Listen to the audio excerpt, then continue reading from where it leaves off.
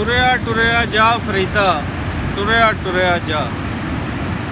ਤੁਰੇ ਜਾਣ ਦੀ ਕਹਾਣੀ ਅੱਜ ਦੀ ਇਹ ਹੈ ਕਿ ਅੱਜ ਪੰਜਾਬੀ ਪ੍ਰਚਾਰ ਦੀ ਟੀਮ ਕਰਤਾਰਪੁਰ ਜਿਹੜਾ ਡਿਸਟ੍ਰਿਕਟ ਨਾਰੋਵਾਲ ਦੇ ਵਿੱਚ ਪੈਂਦਾ ਹੈ, ਇੱਥੇ ਅਸੀਂ ਗਏ ਸਾਂ ਕਿਉਂਕਿ ਕਰਤਾਰਪੁਰ ਦੁਬਾਰਾ ਤੋਂ ਰੀਓਪਨ ਹੋ ਚੁੱਕਿਆ ਹੈ। ਇਸ ਵੇਲੇ ਲੋਕ ਉੱਥੇ ਜਾਣਾ ਸ਼ੁਰੂ ਹੋ ਚੁੱਕੇ ਹਨ। ਉੱਥੋਂ ਵਾਪਸੀ 'ਤੇ ਤੈਅ ਪਾਇਆ ਕਿ ਕੁਝ ਖਾਇਆ ਪੀਆ ਜਾਵੇ ਔਰ ਨਾਰੋਵਾਲ ਦੇ ਵਿੱਚ ਅਸੀਂ ਦੇਖਿਆ ਕਿ ਖਾਣ ਪੀਣ ਆਇਆ ਸ਼ਹਿਰ ਦੇ ਵਿੱਚ ਖਾਇਆ ਪੀਆ ਜਾਵੇ ਜਾਂ ਕਿਤੇ ਅੱਗੇ ਪਿੱਛੇ ਖਾਇਆ ਜਾਵੇ।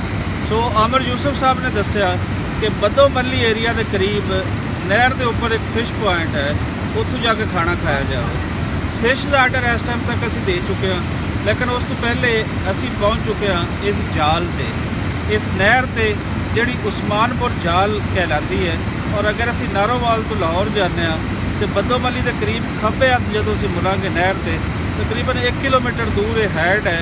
ਇੱਥੋਂ ਦੋ ਨਹਿਰਾਂ ਨਿਕਲ ਰਹੀਆਂ ਹਨ, ਇੱਕ ਜਨੂਬ ਵਾਲੀ ਸਾਈਡ 'ਤੇ ਔਰ ਦੂਸਰੀ ਮਗਰਬ ਵਾਲੀ ਸਾਈਡ 'ਤੇ ਨਹਿਰ ਨਿਕਲ ਰਹੀ ਹੈ। ਸੋ ਪਿੱਛੇ ਖੂਬਸੂਰਤ ਏਰੀਆ ਇਹ ਤੁਸੀਂ ਦੇਖ ਸਕਦੇ ਹੋ। ਅੱਜ ਕੁਝ ਪਾਣੀ ਘੱਟ ਹੈ, ਪਾਣੀ ਘੱਟ ਹੋਣ ਦੇ ਕਾਰਨ ਸਾਨੂੰ ਕੋਈ ਉਤਨਾ ਬਿਹਤਰ ਨਹੀਂ ਨਜ਼ਰ ਆ ਰਹੀ ਹੈ। ਇੱਕ ਹੋਰ ਚੀਜ਼ ਅਸੀਂ ਜਿਹੜੀ ਇੱਥੇ ਸਾਨੂੰ ਵੇਖ ਕੇ ਬੜਾ ਚੰਗਾ ਲੱਗ ਰਹੀ ਹੈ ਕਿ ਇੱਥੇ ਤੁਸੀਂ ਦੇਖੋਗੇ ਕਿ ਇੱਥੇ ਲਾਈਵ ਮੱਛਲੀ ਵੀ ਤੁਹਾਨੂੰ ਇੱਥੇ ਪਕੜਦੇ ਹੋ ਦਿਖਾਉਂਦੇ ਨੇ। ਨੌਜਵਾਨ ਬੈਠੇ ਨੇ, ਉਹਨਾਂ ਦੀ ਕੋਸ਼ਿਸ਼ ਇਹ ਹੈ ਕਿ ਮੇਰੀ ਐਫਰਟ ਦਿਖਾਈ ਜਾਵੇ। ਸੋ ਮੱਛੀ ਆਏਗੀ ਜਾਂ ਨਹੀਂ, ਕਦੋਂ ਆਏਗੀ, ਇਹ ਤਾਂ ਹੁਣ ਇਹਨਾਂ ਦੇ ਮੁਕੱਦਰਾਂ ਦੀ ਖੇਡ ਹੈ, ਲੇਕਿਨ ਇਹਨਾਂ ਦੀ ਕੋਸ਼ਿਸ਼ ਜਿਹੜੀ ਹੈ ਉਹ ਜਾਰੀ ਉਸਾਰੀ ਹੈ।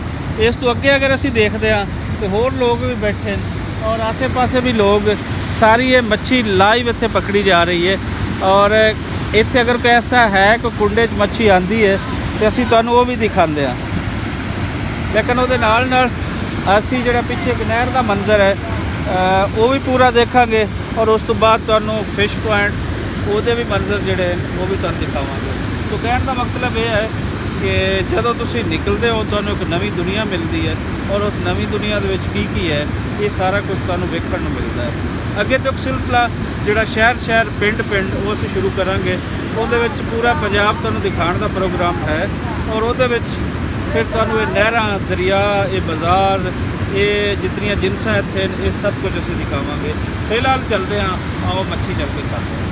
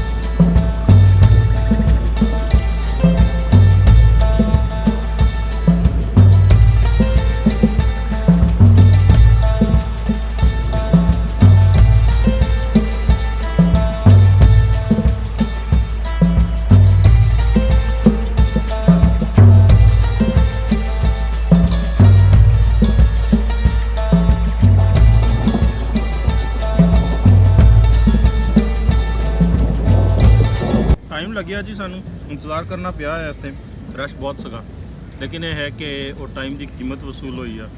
ਮਜ਼ਾ ਆ ਰਿਹਾ ਜੀ। ਹੁਣ ਗੱਲ ਨਹੀਂ ਕਰ ਸਕਦਾ, ਮੈਂ ਖਾਵਾਂਗਾ ਰੋਟੀ, ਤੁਸੀਂ ਆਪਣੇ ਕੰਮ ਕਰੋ, ਫਿਰ ਵੀਡੀਓ ਦੇਖੋ।